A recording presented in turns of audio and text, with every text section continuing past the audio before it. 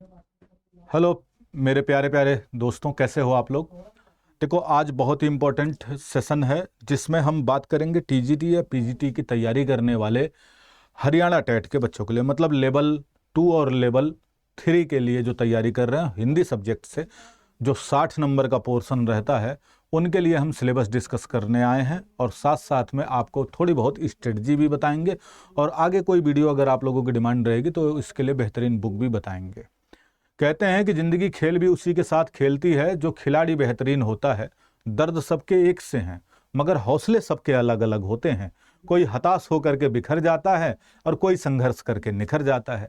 तो संघर्ष करने के लिए यदि तैयार हैं तो सिंपल सी बात है, आप निखर भी जाएंगे।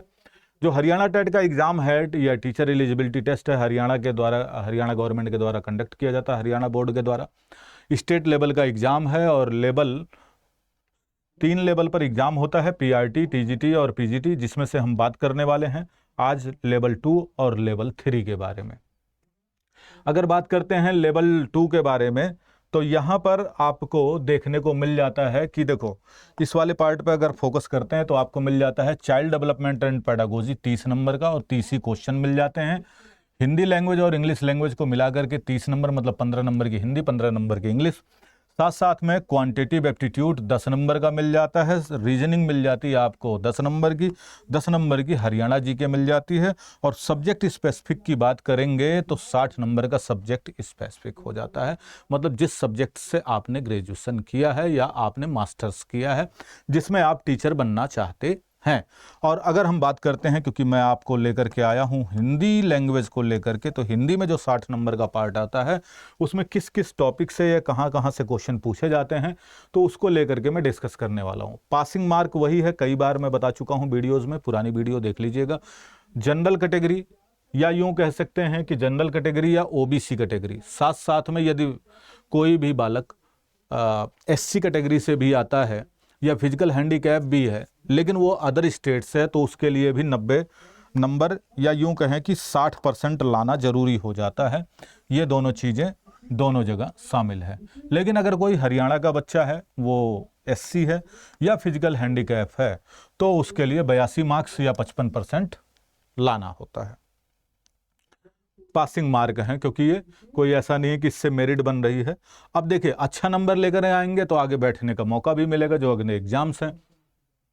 अब सिलेबस की अगर हम बात करते हैं 60 मार्क्स वाले में क्या क्या आता है, तो एक तो है आपका अशुद्ध वर्तनी, मतलब जिसमें हम कुछ शब्द दिए होते हैं, उनमें से कौन सा सही है कौन सा गलत है, किसकी स्पेलिंग सही किसकी स्पेलिंग गलत है, उसके बारे में पूछा जाता है। पर्यायवाची पूछ लेता है। पर्यायवाची के क्वेश्चन थोड़े से अलग भले हो सकते हैं लेकिन पर्यायवाची को अलग अलग तरीके से पूछा जाता है।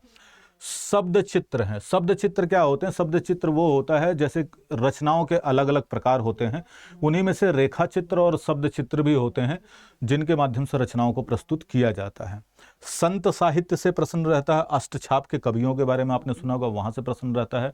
रचना और रचनाकार से संबंधित प्रश्न है। हिंदी साहित्य का इतिहास से विलोम शब्द है। पर्यायवाची है। वाच्य से संबंधित प्रश्न पूछा जाता है। वाक्यों के प्रकार जैसे सरल, मिश्र वाक्य हैं, तत्सम तद्भव वाला पार्ट अगर है। उपसर्ग प्रत्यय है। अलंकार है। अनेकार्थक और समानार्थी शब्द हैं। संज्ञा, सर्वनाम, विशेषण तो है ही है।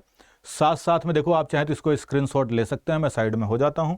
और आगे क्या है भाई, देखिए यहां पर आ जाता है कि काव्य संग्रह और रचनाकार, काव्यों के संग्रह से संबंधित प्रश्न पूछता है। कवि और उनका जीवन काल, मतलब कवि के जीवन में कुछ कुछ घटनाओं से संबंधित कई बार प्रश्न पूछे जा चुके हैं। समास, अगर हम इसमें बात करते हैं, रचना और उसके प्रकार क्या हैं। यात्रा वृत्तांत से संबंधित प्रश्न पूछ लेता है। छायावाद, प्रयोगवाद, प्रगतिवाद वो भी है।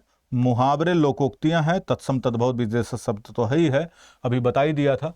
रचना और पुरस्कार, मतलब कौन कौन सी ऐसी रचना है जिसको विद्यापीठ, ज्ञानपीठ, ऐसे अलग अलग प्रकार के जो पुरस्कार मिलते हैं।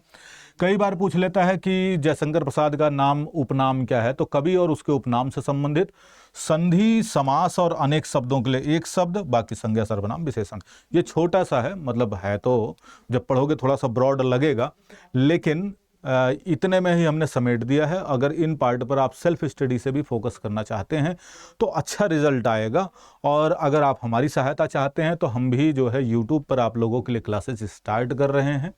और मैं समझता हूं कि जो लोग भी मेरी क्लासेस लिए हैं, अब ले रहे हैं प्रेजेंट टाइम में, उनको ज़रूर पसंद आ रही होंगी मेरी क्लासेस।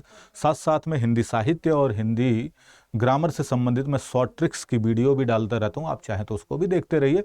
और मैं इसकी गारंटी फुल लेता हूँ, जितना पढ़ाऊँगा आप लोगों के दिमाग में बहुत अच्छे से समझ में आएगा। जो अच्छे से समझ में आएगा तो पेपर में भी बहुत अच्छा करेंगे। साथ साथ में एक चीज़ और है कि यदि आप चाहते हैं कि आपकी तैयारी बहुत अच्छे तरीके से होती रहे, तो इसी वीडियो के नीचे डिस्क्रिप्शन में अड्डा का ऐप दिया है, जो बिल्कुल फ्री है, कोई भी पैसा चार्ज नहीं है। उसको आप डाउनलोड कर लीजिएगा। डाउनलोड का ऑप्शन आ जाएगा, वहाँ पर जाकर के अपने ईमेल आईडी या फ़ोन नंबर से रजिस्टर कर लेंगे, तो आपको आने वाले जितने भी एग्ज़ाम हैं उनका नोटिफिकेशन मिल जाएगा, कोई चीज़ छूटेगी नहीं। और साथ साथ में क्या होगा, वहाँ पर आपको जीके या करंट अफेयर वाला पार्ट आपको वीकली पर डे जो है फ्री मिल जाती हैं। साथ साथ में डेली सब्जेक्ट वाइज क्विज करने का मौका मिल जाता है, ये सब बिल्कुल फ्री है। और बैच वगैरह भी कोई परचेज करेंगे वहाँ पर, तो आपको जिन लोगों ने ऐप डाउनलोड किया है और कोई भी क्विज वगैरह लगाई हैं, तो उस पर रिवार्ड मिलता है। उस रिवार्ड का यूज करके किसी भी बैच की कीमत को आप कम कर सकते हैं। ठीक है, तो ये कुछ इन्फॉर्मेशन थी आप लोगों के लिए। और अगर कोई बैच वगैरह परचेज करना चाहेंगे तो कोड लगा सकते हैं Y178, आप इसका यूज कर लीजिएगा। और जाते जाते बस इतना ही कहना चाहूँगा कि दुनिया में सबसे कीमती जो गहना है इंसान का परिश्रम होता है, और ज़िंदगी में सच्चा साथी उसका आत्मविश्वास होता है।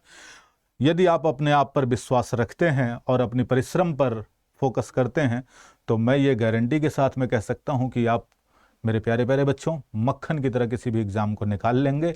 और मिलेंगे फिर हम ऐसे ही नई इन्फॉर्मेशन के साथ में, अलग एग्ज़ाम की स्ट्रेटजी को लेकर के, अलग एग्ज़ाम के बारे में इन्फॉर्मेशन लेकर के। तब तक आप अपना प्यार और ऐसे अच्छे अच्छे कमेंट के साथ में आउटबॉक्स को भरते रहिएगा, और अपने दोस्तों के साथ में ये वीडियो भी शेयर करते रहिएगा। तब तक के लिए thank you so much, take care, bye bye, जय हिंद, जय भारत।